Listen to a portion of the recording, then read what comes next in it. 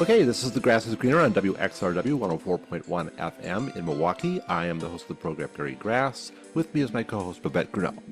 Hi, and today we are very pleased to have Vijay Prashad, Executive Director of Tricontinental Institute for Social Research, the Chief Correspondent of Globetrotter, and Chief Editor of Leftward Books. He is also the author of 40 books of his own, including two with Noam Chomsky, The Withdrawal, Iraq, Libya, Afghanistan, and the Fragility of U.S. Power in 2022, and his latest, On Cuba. And we'll be discussing that with him today and any other hot topics that come up. Frankly, with all that book writing, I'm not sure how he gets time to do shows like this, but we're very welcome to have him. So welcome, Vijay Prashad. Yeah, thanks for that. That's very kind of you. She's a little starstruck too, I think. Well, since you're a very smart, broad bandwidth guy, I thought I would just ask how you see this particular historical moment and what you think, particularly in the United States and the West, even among the left, might be something that we're overlooking or not paying enough attention to. well, I mean, it's very hard to say what is being overlooked and what is, not being paid attention to. Very hard to say that because there are so many things. I spend my days, sometimes talking to people in different countries around the world, and I'm struck with the severity of problems that people are facing all over the place.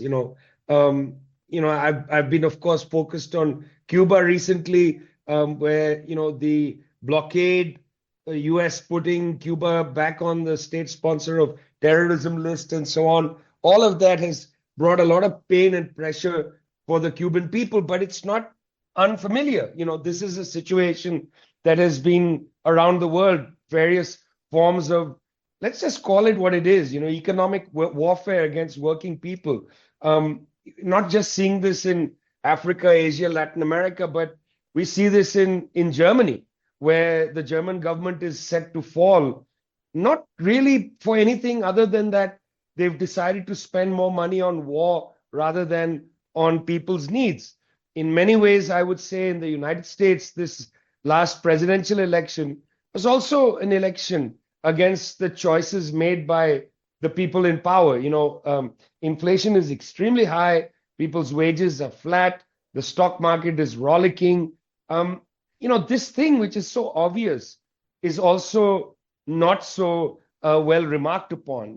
This thing, which is the major engine of inequality in the world, the generator of poverty and despair. This is the thing that one has to point to. It's sharp in a country like Cuba facing an attack. It's, of course, sharp for the Palestinians facing a very literal genocide. But it's equally difficult for working people around the world, I think. It's not been an easy time for anybody. I think I'm not sure that we are at really historic levels of inflation right now, but I think what people overlook here is, that inflation was high and it ate up a lot of people's savings and a lot of people's welfare, and that never came back. So, even if the curve has been, no longer sharply rising and it's gotten flat now, people are still at a worse position than they were. And I think, yeah, go ahead. Go ahead. No, I agree with you that, this is, of course, it makes its own impact in different countries in different ways, right? So in the United States, it's true, the inflation curve has momentarily been dampened, but this is not the case in many parts of Europe, where inflation remains high. I mean, Germany is a good test case because they are facing food and fuel price inflation at the shop, at the retail level. And this is the case largely because of the war in Ukraine. I mean, if you're going to cut off supplies of energy coming from Russia, piped natural gas, and you start delivering natural gas from the United States in a liquefied form, Yeah. the cost is astronomical. Cost to at retail, but also the cost to the environment is astronomical. And it's kind of impossible for Germany right now to flatten the inflation curve unless they rebuild relations, which is really sounds miraculous with the Russians. I mean, there's no other way for a country like Germany to tackle the inflation problem. And so, these are problems that people are facing. You can call it what you will, and I see, liberal currents both in Europe and the United States would prefer to call the electorate, let's say, reactionary or Hmm. or whatever, misguided or stupid or whatever. You can call that electorate what you will, for instance, in the eastern part of Germany or in sections of the United States. But the fact is, people are not so reactionary or stupid. They are hurt in the very place where they have to, acknowledge the hurt, which is that they're not able to take care of their families and so on. I mean, in the US, it's very interesting that in 10 states, which Trump won, there was a ballot initiative on abortion rights. And in 8 of those states, the ballot initiative passed. In other words, the electorate isn't that stupid or reactionary. It's Yeah. voting how it votes, and people are angry because they are kind of swimming upstream economically. I mean, I They think, don't see the politicians really doing anything for them. They want change, they want things to get better, and they just don't see that happening. Yeah, I mean, it is interesting, yeah, because the assumption is that if I go into a ballot box and I vote for X or Y candidate, I'm endorsing their program. When in fact, democratic, the democratic sensibility is extremely low in the world. Abstention rates are extraordinarily high. In Belgium, there was an election recently, 40% of the electorate didn't bother to vote. In countries where there is that's mandatory practically like the election, United States. exactly. Quite right. I mean, in a sense, we might enter a point where the biggest winner in a democratic election is abstention, which means people are just not interested in this system any longer. They don't believe it. They don't trust it. It doesn't do anything for them. They vote somebody in. All kinds of promises are made. Nothing is realized. Then they vote them out. They vote somebody else in, back to normal. So then they decide, I'm not interested. I mean, I met a person recently at an event in the Gulf states. She's from the United States, from Washington, D.C., person who seemed to have some relationship to the US government. Wasn't clear what, but you follow my drift. I'm not Uh-huh. sure exactly where she's coming from, but she made a presentation about democracy in the world, and she made a good point that people are not voting, and people are losing faith in democracy, and this is a horrible thing. So I asked her, is it that people are losing faith in democracy? In other words, do you want to blame the general public for losing faith in democracy? Or do you want to admit that the liberal capitalist structure has utterly failed people? I mean, it's not that people are losing faith in democracy. Yeah. It's that the liberal capitalist structure has failed people. They are now walking away. And Well, she, of course, insisted with me that the problem was that people are stupid. And I think if you continue to have the attitude people are stupid, you are going to become irrelevant to history. two quick points. One is, I think people have lost some faith in democracy, at least as a word or an idea. I don't think they've lost faith in real democracy, like having a say. But I think when you do these types of things and keep saying this is democracy and it leads to bad results, people associate those bad results with democracy, and they turn on the term at least, right? If not the underlying idea. The other point I want to make is I think you're just so right, and it's such a positive thought, because I know that a lot of people here look at these election results and they say, okay, well, I'm trans and I can't believe people voted for such a horrible, horrible thing, or I'm a woman, I can't believe people voted for such and such a horrible thing. I'm gay, I'm whatever. It's like I can't believe all these people hate me because they all voted for Trump, and it's like they didn't vote for Trump because they hate you, right? They voted for Trump because they found some element of what he was selling that they liked, that thought it offered some change from what they don't like. And no one went and embraced the whole program or learned what the whole program was. It wasn't like they read Project 25 and said, this is me, I've got to vote for this guy. It's just they looked at the two candidates that were offered to them and they said, maybe Trump will do better. Yeah, I mean, it's firstly, I don't know how many people actually read anybody's program. How many people take the time to read any of the stuff? So much of so much of voting is emotional. You sort of, I mean, in a country like the United States or in Germany, the UK, where there's this bipolar system, 80% or more of the electorate has decided on their views in a sort of sports fan mentality. I'm with Arsenal. Unless Arsenal, really betrays me, I'm going to, wear my Arsenal jumper to the game and so on. So, 80% of the people that vote or more, which is why in the US, so interestingly, there's now an established concept, which I think is probably a chapter in quite boring political science books, and that's the concept of the swing state. It's down to 11 swing states or 7 swing states. Nobody else matters, just these swing states. And there it's down to like 3% of the population, et cetera, et cetera. So quite fascinating that there is this basic, quite broad and simplistic, understanding that most people don't really follow the election in that sort of nerdy way where they read things. I mean, I'll tell you, I've occasionally talked to political correspondents in the US, and by political, I mean people who report on electoral politics, and very rarely do they even know the minutiae.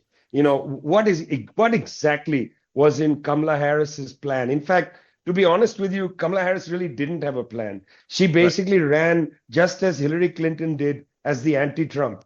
And, nobody is inspired amongst those who are not in the 80%. The 20% are not going to be inspired by a negative campaign. They want to believe in something. They'd like something to be put on the table for them.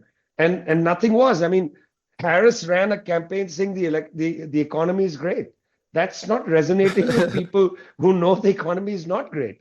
In Britain, Keir Starmer didn't actually win the election. It was Rishi Sunak who lost the election. People weren't running out to vote for Keir Starmer. Today as we speak, who would do that? Exactly, who would do that? Benjamin Netanyahu and Yoav Gallant have both been served, or rather, not served with, but there have been arrest warrants framed against them. That's been made public by the International Criminal Court. So Keir Starmer has all these months been basically, encouraging what Netanyahu has been doing. Biden has been encouraging. It's very hard to, get excited about voting for Keir Starmer, who's encouraging a genocide. A friend of mine said something very smart to me during the US election. He said, it was one thing to say in the earlier period that the Democratic Party is the lesser of the two evils. One thing. But what happens now when the lesser of the two evils spells genocide? Where are you now? Okay, Trump is like the first or the last circle of hell. But, the Democrats are like the second to last circle of hell. You're choosing between alternatives that don't exist any longer. Yeah, a Malvoge, right? I think. Two very bad alternatives. I mean, when we had so many people coming up to us, trying to, sell us on this candidate or that, and it was like, so if this one's is doing the genocide and says they won't change anything, and the other one you say is going to do worse genocide, is there really a difference? I mean, do you really think, and you of course don't think, but can one really imagine that there's a worse genocide? I mean, what can it's hard to imagine it, but it gets worse every day. I mean, they keep on inventing new ways to be horrible. Yeah, but what can the US government do that's worse? I mean, that's the Israeli government. The only worse the US government can do is to drop a nuclear bomb on the West Bank. I mean, there's nothing. Mr. Biden has supported Mr. Netanyahu. Mr. Biden has provided 2,000-pound bombs. Mr. Biden has set red lines and not bothered about them. Mr. Biden has done everything possible. I mean, what can Trump do that Biden has not done? The only difference between Trump and Biden is that Trump will probably not set red lines and then violate them. Right. But, in terms of the realities, Right. there's absolutely no difference between Trump and Biden.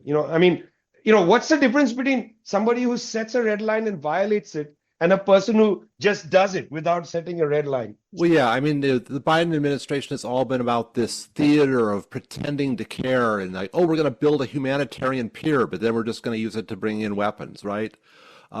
Everything about this administration has been, we're going to do the bad stuff, but we're going to cover it over with like some happy lies and joy, joy, joy, and we're working hard for a ceasefire. And it's, I mean, do you prefer the candidate who pretends to care and lies, lies, lies, or do you prefer the candidate who's like in your face, just saying the quiet part aloud about how they want to do it? I think there's pros and cons to each, frankly, but it's, if you look at this from a microscope, you might be able to figure out who's the worse evil and who's the better evil. But in a way, yeah. In a way, the differentiation question is depends on perspective. So, for instance, if you don't live in the United States, it's become irrelevant. The question of differentiation is irrelevant. If you live in say Gaza, or you live, you don't even have to live in Gaza. If you live in Mexico, the difference between the two US presidents has become irrelevant. If you live within the United States and you live in either a so-called red state or a blue state, the difference is irrelevant. It's become meaningless to your life. You live in New York City, you are surrounded largely by people who are aghast that Trump won. If you live in whatever, Nebraska, maybe you're surrounded by people who are happy that Trump won. Your life has not changed either way, in terms of the emotional sensibility around you. Again, it comes down to the small experiences. And, I know that people say, well, women's health is on the line. But as I said, out of 10 states, 8 of them voted to defend women's health. And what have the Democrats really done during Biden's time to defend women's health? Why didn't they put a bill in the houses of Congress when they governed the chambers? Why didn't they put a bill in there to say we strengthen the law? Why didn't they do those things? They didn't. I mean, because the cynical answer is because they want to leave the issue to campaign on. Well, that's a very cynical answer. But even short of that cynical answer, fact is they didn't have the votes for most things. I mean, Joe Manchin was a Democratic senator. He represents an area with a population less than Brooklyn, New York. I mean, the US political system is completely broken. It's a completely undemocratic system. You have people in these Western states where there's extremely few people living there that have as much say as a senator from California, which is a country. It's not even a state, it's a country. I mean, Joe Manchin held the Democratic Party hostage, or at least that's what they said. And again, he represented a very tiny number of people in West Virginia. There's something deeply wrong with the architecture of decision-making in the United States. And that deeply wrong favors the right, both the right inside the Republican Party and the right in the Democratic Party. And that's what people are going to have to live with. If you really want to have change, you're going to have to reconsider whether the country is a republic or a democracy. It's a republic. It's not a democracy. And people need to come to terms with it. I mean, from my perspective, I would no longer like to hear any US politician talk about democracy because, the United States is not a democracy. And it just makes democracy look bad. I say my view of things is it seems like, Democrats want to pass something, right? They want to put in some spending on infrastructure or whatever, right? And then it comes to Congress, and in order to get it through, they have to put in tax breaks or whatever. The way the system is run, everything gets much more expensive because you have to pay off all the different parties, with these sort of legalized bribes to get things through. And everything winds up being extraordinarily inefficient and clunky and takes forever and costs 3 times what it should and drives inflation, and everything just sort of like you can't just do anything, right? Everything is designed to be impossible. And so nothing really changes very quickly. Yeah, I mean, that's part of it. The kind of con of a system bought and paid for by whoever, this lobby or that lobby, that's there, and that has been so well painstakingly documented. And in fact, that anxiety has produced its own literature. The special interest literature. It's not even something that is isolated to the left. This is a broad mainstream concern, special interests. The right wing loves talking about special interests. There's one special interest that very rarely gets the kind of attention it deserves, because it really does deserve what it's done. I mean, it's incredible what it has done. Years ago, Anthony Sampson, a very great British journalist, wrote a book called The Arms Bazaar. The book opens with Anthony arriving in Washington, D.C., taking a taxi to his hotel and discovering that his hotel is been largely taken over by people who've come for an arms bazaar. And so he goes and visits the arms bazaar. Now, we're talking about the 1970s. But if you read Sampson's book, you'll realize that this problem has been there for decades. This is not a last 5, 10, 15, 20, 30-year problem. This is a problem from decades.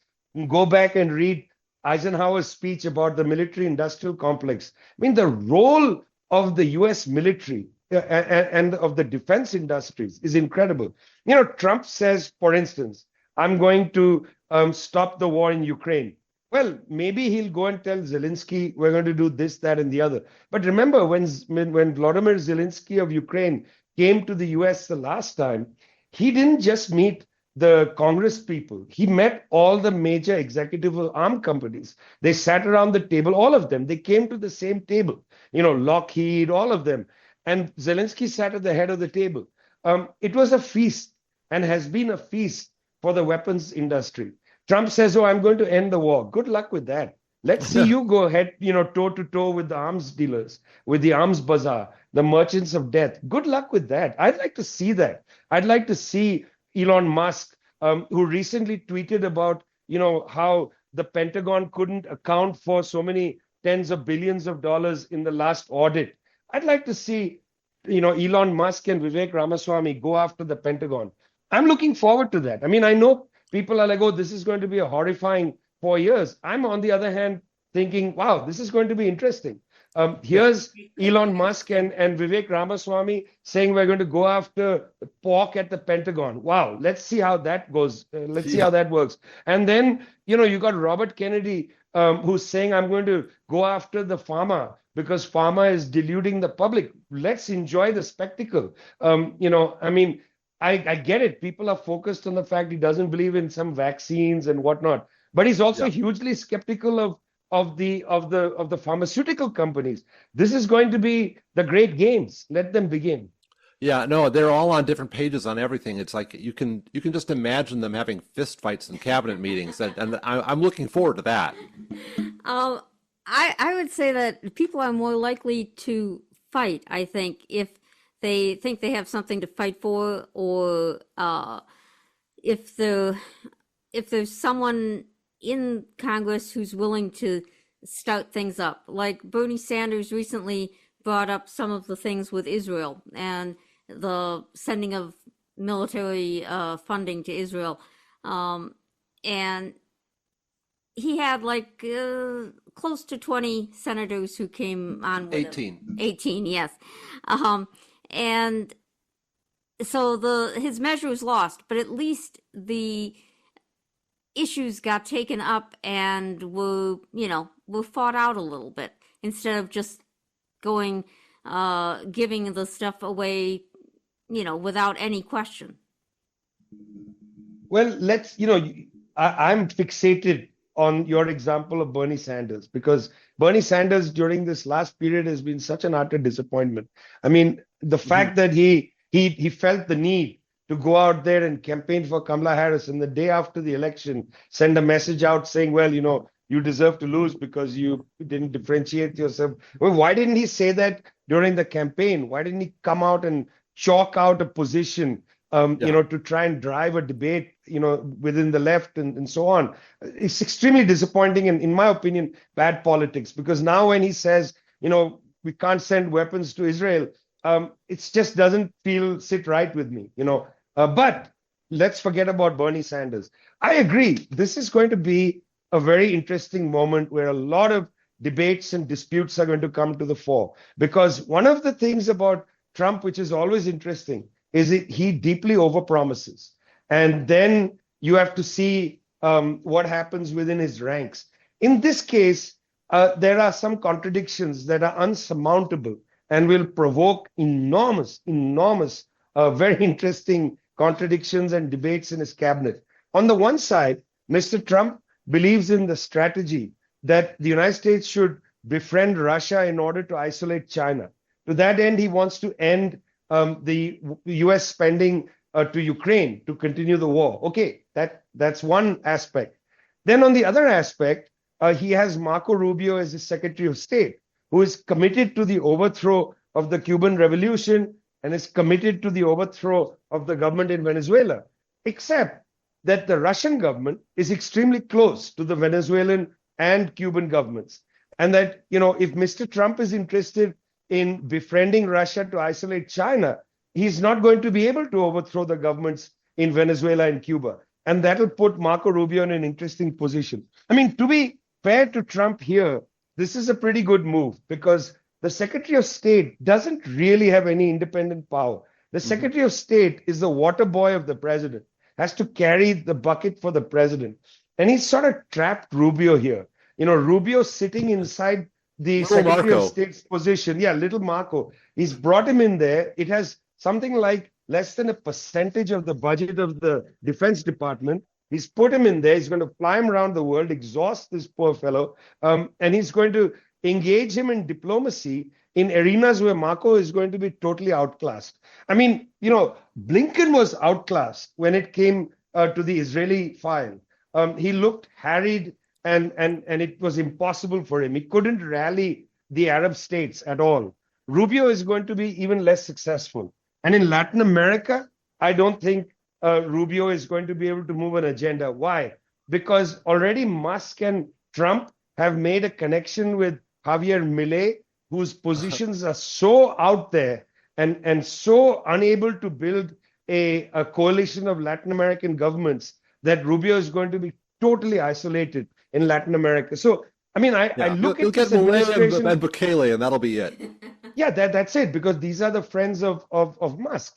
And I think they will have a much greater say, and they are isolated themselves. So, look at what happened in Peru recently, where the Chinese just built one of the world's largest ports, 15-berth deep sea port in Peru. The Biden came to the same meeting where Xi Jinping was to inaugurate the port, and all Biden could offer was 150 passenger cars and locomotives, used passenger cars and locomotives from Caltrain. We're being given, they were being sold. He was going to sell them. He wasn't going to give them.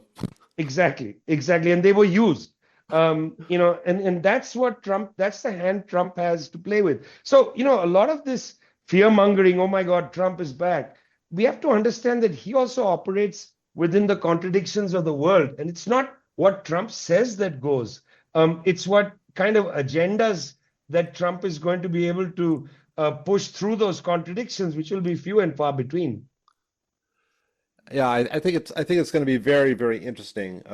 I think probably one of the saving graces of this period is that, people will fight. I mean, that's I think we're going to see a lot of pushback. I mean, whenever you have Democrats in office, you see this pattern of people that are kind of on the kind of more progressive, leftish, liberal side, all kind of stand down. I mean, the very few real leftists in this country will keep up regardless, but so much of the organizations that are sort of nominally on the left are like very much infiltrated by just Democrats. We have we have peace organizations in this town.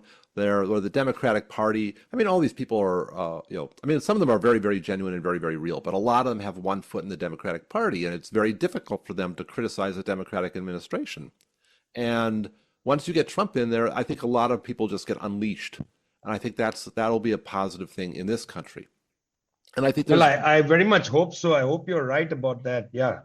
I mean, there is some degree of anticipatory compliance and some sort of movement in the other direction, but for the most part, I think it really will be liberating for a lot of people. At least in the areas where I see it, I see just a lot of people that have one foot in the Democratic Party, and they'll be kind of unshackled.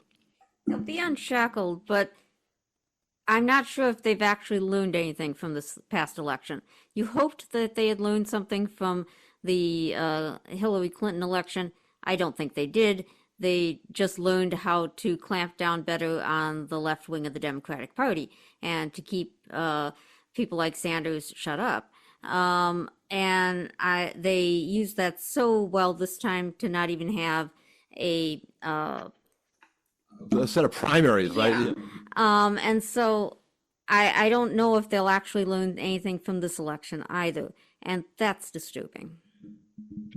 Yeah, I mean, imagine this. What would they learn? Would they learn that the people are sensible and should be listened to? Because if they learn that and they think about that, then they'd have to make a break with their neoliberal agenda, and that's difficult for them. I mean, one of the tragedies in the entire Western world has been the collapse of basic liberal policies, social welfare policies, complete collapse. When I traveled to the United States or traveled in Western Europe, striking the number of homeless people that abound. New York City is difficult to walk down the street, number of homeless people there is. You travel in East Asia, homelessness is not an issue. During the pandemic, the Chinese abolished absolute poverty. You don't see homeless people in China, and it's a very large country, 1.4 billion people. Social welfare has collapsed in the West. As a consequence, the Democratic Party, which was the executor of actual welfare policies during the Clinton administration, unless they return to a robust politics of liberalism, a robust politics of social welfare, it's done. The Democrats just joined the Republicans, large numbers of them, to vote a bill in Washington that gives the president the right by fiat to revoke the tax-free status of a non-profit organization. Right. Basically, this is an attack on groups that have been talking about the genocide in Palestine. Well, well played. This is going to give extraordinary powers to the Trump administration, which can revoke tax status not only from groups that are pro-Palestinian, but also perhaps groups that are poor, that are pro women's rights, all kinds of things. I mean, right. You dismantle the welfare state. Now you're giving the president the authority to dismantle the non-profit welfare sector. That'll also be dismantled. Then what will you be left with? Well, there's always China. You could learn Mandarin. There is always China. We wanted to talk before. I mean, I know you have limited time. I wanted to get to Cuba before we leave because, I mean, apparently things are really pretty bad there now. I mean, I don't want to. We just had friends return from Cuba, and their reports were very disturbing. Yeah, I mean, the situation is difficult. The island has been hit by earthquake. It's been hit by hurricanes. All of this in the context of a very tight embargo that's maintained by the United States, an illegal blockade.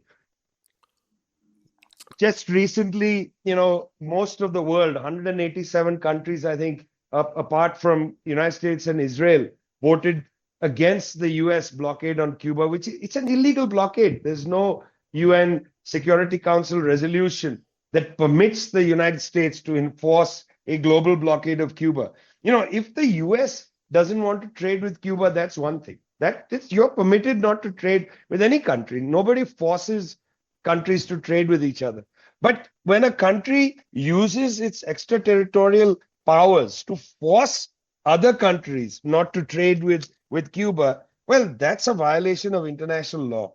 And the United States has therefore been, for a long time now, violating international law. And nobody is capable of standing up to the US. I mean, for 30 years, there have been these votes in the UN where people have said we are against the blockade for 30 years, but it hasn't been able to change the policy at all, put pressure. So yeah, the situation is very bad, and nobody is capable as of now of breaking through. Now, some countries are doing a lot. Venezuela is doing a lot. Mexico is doing a lot. Russia is doing a lot. Some are not doing enough. China is not doing enough. Other countries in the Caribbean not doing enough. But they're doing something. People in the United States have been raising various kinds of goods to send to Cuba. It's an enormous act of solidarity, and I hope it continues. I think people in the United States have a kind of obligation to go around the government and help as much as possible, because it's illegal, inhumane blockade of Cuba that the US people can actually break and are breaking. On the flip side, I don't want to underrate the fact that even though things are very, very harsh down there right now, you have a government and a social system in place there that will blunt the worst effects. We saw the same thing in Venezuela. I mean, I know that there were tens of thousands of people that died as a result of U.S. sanctions. But the government was pretty good at, getting out food to people, and, they had the commune system down there. They had a lot that was going in their favor. And Cuba is like that too. It has a system in place to help people out. And even when these natural disasters occur, they have a very strong response. When there's a hurricane, they help get people out and their pets and everything. And it's like, They do a lot better than we did in, say, Louisiana. Or in Puerto Rico. Right. You're absolutely correct. It's a very important point you make. When I talk to the Cubans over the last 5 years, they have said repeatedly, and they've shown this in practice, that they are not going to change their formula for spending. In other words, they're going to continue to try to underwrite universal education, universal health care, all of that. They're not going to change that formula. But it does come at a cost. I mean, there are things that are suffering. They cannot import machinery to substitute for things damaged in the electricity grid, for instance. US is simply not allowing them to import machinery. They're not able to make deals, to export certain kinds of drugs because they can't import raw materials for the drugs. Their pharmaceutical industry is one of the best in the world, but it's paralyzed by the fact that the US is preventing inputs. They're not asking for charity. That's the extraordinary and important thing to underline. The Cuban government is not asking for charity. They are asking for the blockade to end. The blockade is costing them hundreds of millions of dollars. They want that to end. It is an unfair assault, a war, an economic war on Cuba. So again, it's important. They are not looking for charity. They want the blockade to end, full stop. And some of our people could actually use some of those drugs that they have come up with. I know they have some cancer drugs that could be of use to people here, but we can't trade with them to get those, and so that's a major issue. I mean, I know of one fellow who has to travel just by himself over to Cuba to get his medication. And he's in a position that he can do that, but most people aren't. Yeah, and I mean, it's people in the United States, but also around the world. I mean, Cuba has developed a number of medications and pharmacologies for juvenile problems, problems for children.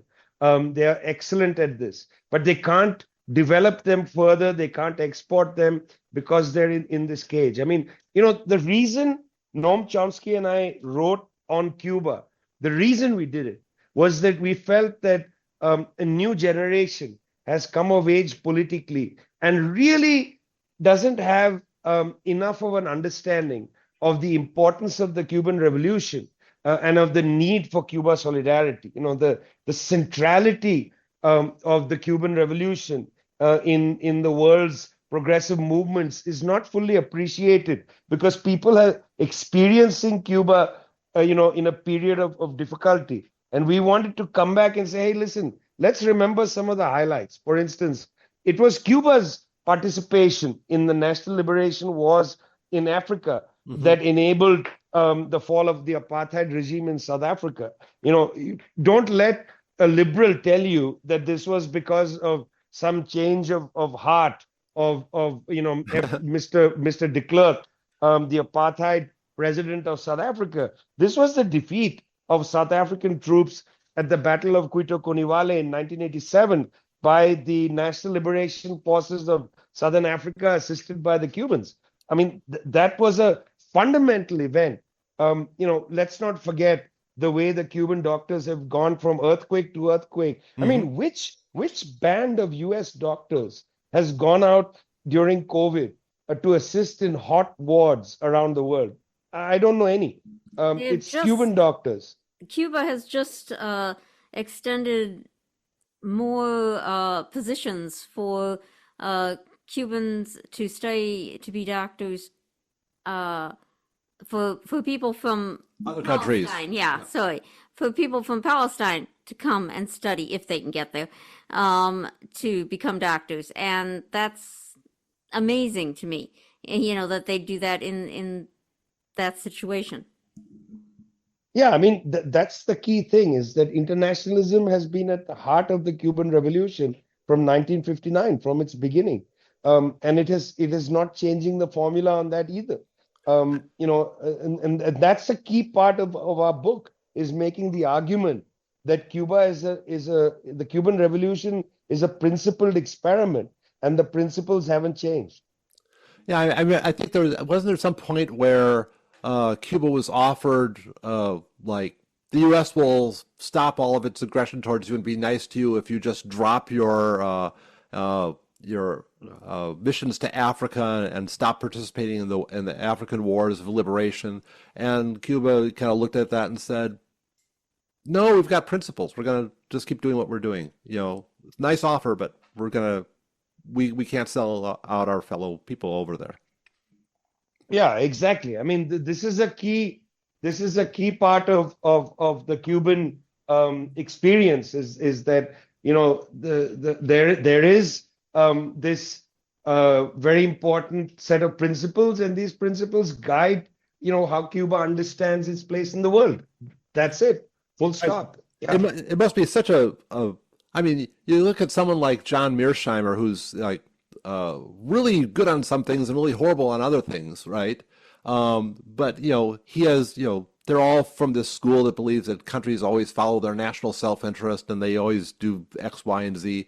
And it's like Cuba just sort of stands in the face of that. It's like, no, we're idealists, we're principled, we're going to do what our moral mission tells us to do, and we're not going to just be constantly fighting for our own rational self-interest.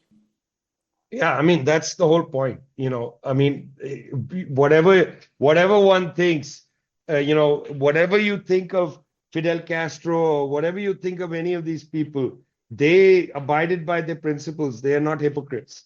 They sometimes may have made bad decisions, like all human beings do, but they never sold out their principles. Bad decisions are not itself a violation of your humanity, because people can, based on good principles, make bad decisions. But a violation of your principles, that's when you're subtracting from your humanity. Yeah, and I mean, if you make mistakes, you can learn from them, right? If you abandon your principles, it's very hard to get that back. Exactly. Well, friends, it has been fun talking with you, especially speaking with you about Cuba, which I'm always happy to talk about at great length. If people want to keep up with things that you're saying, things that you're writing, where can they look? Yeah, they can follow thetricontinental.org, subscribe to get our materials, subscribe to the newsletter, which comes out every week. And I also write a column every week for Globetrotter syndication service. If you like cricket, you can soon be reading my column, which comes in an Indian language, but now will be in English. The column is called Leg Glance. I don't think you guys like cricket, but if you do, well, you never know. Oh, good to know. Oh, what is the title of your book? The book on Cuba is On Cuba from the New Press. Okay, so it's not just a book on Cuba, it's the book on Cuba. It's the book on Cuba. Okay. Exactly. All right. Well, thank you very much. Thanks a lot, dears. Talk to you later. Bye-bye. Thank you. Bye-bye. Bye. Okay, well, we had that talk with Vijay Prashad on November 21st, and we left us a little bit of time, so we thought here on November 26th, we'd finish up with a talk with our old friend Art Heitzer. Yeah, Art Heitzer is with the Wisconsin Coalition to Normalize Relations with Cuba and worked a long time to better relations with Cuba. Thank you very much. Glad to be with you. I don't know if you've got anything that you kind of really want to share. Well, I think we'll start with a little overview about current status in Cuba Yeah, you were just there, right? and what people can do. And That then sounds very good. So, what's it like there right now? Well, so we just had a nice talk from Marianne Sauer, who just got back from Cuba. So basically, in the last month or so, Cuba has had a serious hurricane in the east of the island, serious hurricane in the west of the island, blackout of the electrical system in the whole country for about a week or so, and recurrences since then, and two earthquakes category 6.8, I guess, with lots of landslides. So that's all on top of very diminished capacity to deal with these issues, in large part due to the U.S. Escalated sanctions and what we in the Vatican and Cuba calls an economic blockade or blockado. So the Cubans are doing what they can, but there's also maybe 1 million or so of the population that was 11.4 million have left in the last few years. And that includes lots of younger people who get quality free education in Cuba and then leave for some economic prospects and economic livelihood that's more stable, such as in the United States. So those are some of the objective situations that are serious and severe, and at least Marianne Sauer says that in face or despite all of this, the Cubans will never give up, and they're still very resilient, but they're challenged severely day by day. And there's a lot of, I'll call it deferred maintenance, without access to the world economy or things with U.S. Input, more than 10% of U.S. input, they can't import anything. So there's a lot of things that they have a hard time even getting fuel, because there's also some of the weather has caused lack of access to offshore fuel importation. So they're getting some things donated from Mexico and other places in terms of fuel, but there's severe shortages and they're not resolved, and they include now in terms of food and medicine, as well as fuel and electricity. So what Mary suggested that people should do, one is to flood the White House with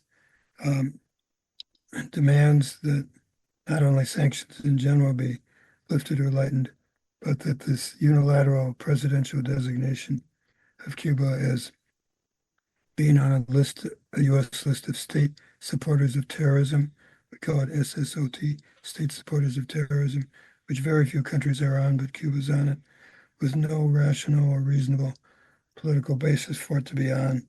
This was added by Trump on the way out of the White House 4 years ago, and everyone thought it would immediately be rescinded when Biden got in, but almost 4 years later, that has not taken place.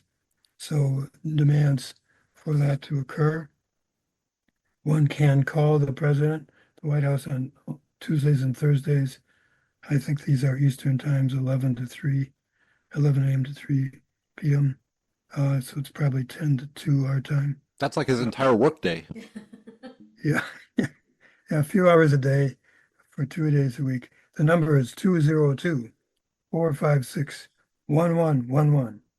One more time, White House comment line, 202-456-1111. I didn't get the So last four digits. 1111. All right. So please call and say, remove Cuba from the state sponsors of terrorism list, SSOT. And also, people are asking that the U.S. Send some kind of humanitarian relief or donations given this complex of hurricanes, electrical blackouts, landslides, and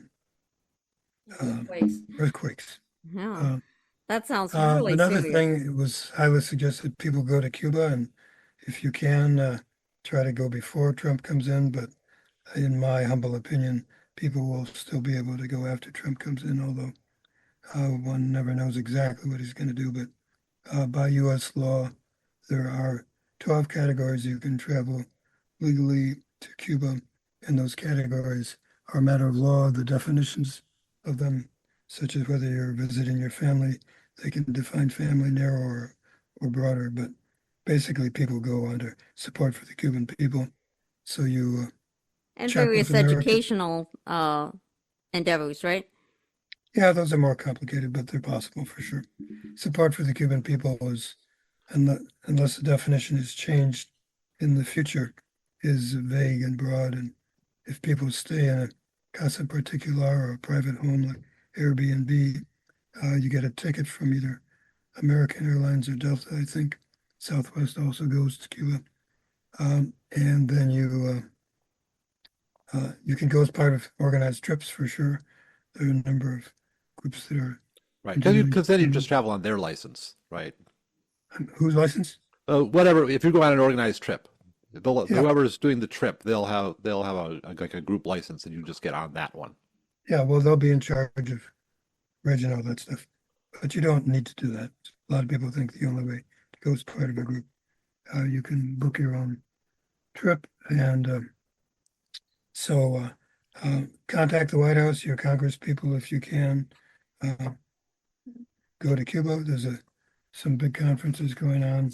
One at the end of January, Yep. for example. Yeah, Um, Babette was invited to go on that one. yeah, Yeah. good. One thing I wanted to ask you is, with BRICS coming in, is there a chance for them to find another way to get around some of the sanctions? To find some economic assistance. Well, that is a hope. How fast anything like that happens, I don't know. The general thought is that BRICS will be an alternative international financial system, which will not rely exclusively on the US dollar and which will allow for international trade through other means. So, how soon that can be set up, how much it can incorporate Cuba, is beyond me, and I think will be a number of years to be sure. But Cuba is now an affiliate member, whatever they applied for and were accepted into BRICS, which has many of the world's largest economies and a number of others as well. So there's hope there, but I don't think it's immediate resolution. And I mean, one of the things you mentioned before was young people leaving Cuba in large numbers to pursue the American dream. And I remember there was a documentary that your group showed like a while back that followed up on people that had come to Cuba to pursue the American dream, and some of them were very dissatisfied with what they found here. That the U.S. just did not match up to the propaganda. Um, so I guess I'm a little bit worried about this brain drain where they put this. I mean, obviously an international thing. People put money into education in their countries, and then they leave the country, taking that investment with them, and it pays off for someone else. Well, it's no doubt it's a problem. It's not a new problem, but it's far more severe because So when Obama, late years of Obama, when there was a tilt towards normalization, diplomatic recognitions was exchanged. Cuban 5 prisoners and a U.S. guy, Alan Gross, were released, and there was a lot of tourist ships were allowed to go. There were hundreds of, if not tens of thousands of U.S. tourists piling onto Cuba, spending money and seeing things for themselves. And then as soon as Trump got in, like all the cruises were canceled, hundreds of thousands of reservations were U.S. reservations were canceled, etc. And the that economy, it's in large part a private sector economy, was really starved. And then under Biden, really nothing changed. And this SSOT list, any country of these few countries listed on the state sponsors of terrorism, if you have been to such a country from any of 40 nations, which like all of the EU and most of our allies, any of those 40 countries, if you're a citizen of those and you've been to Cuba now, then you are not eligible for expedited entry into the U.S., which almost everyone gets. So you need to apply for a visa, which takes many months, costs hundreds of dollars, and you may well not get. So people, including relatives of mine from Germany, who would like to come to the U.S. and visit relatives, would not be able to if they went to Cuba. And, they would, instead of buying the airplane tickets and coming to the U.S., they risk being turned away at the airport or not even getting the tickets sold to them for 5 or 6 months and having to go to the capital city of their country to the U.S. Embassy, get in an interview, and then even then being turned down. So hardly anyone's going to want to do that. So this vast constituency of potential tourists from the EU and other countries is basically closed off to Cuba because of this SSOT listing. So last time we were there, we saw some very nice, modernized or newly built hotels that were virtually empty because U.S. people can't go to them by U.S. regs, and most other developed countries, their people can't go to them either because of the SSOT designation. So it's very important. So I know that we had a speaker that was going to come to Milwaukee, an author, and she couldn't get a visa, I think probably because of the same reason. She had done a lot of her research in Cuba, and I don't remember her name, sorry. Yeah, it's Helen Yaffe. She's never gotten a visa. She would normally, since she's from Scotland, from the United Kingdom, not have needed a visa, could have gotten expedited. And she applied online for the expedited entry and then was turned down. And what was that all about? And then eventually figured out it's because of this new listing and that she'd been to Cuba. And she went through months and months of delays, had to go to London to get an interview and was asked for all sorts of records and then still never got an answer months and months later. So, yeah, absolutely. Okay. Well, I'm afraid we didn't have much time to begin with, and we're out of time now. But I want to thank you for being on the show and helping us out. Okay, thank you. All right. Thank you. Bye bye. Bye bye.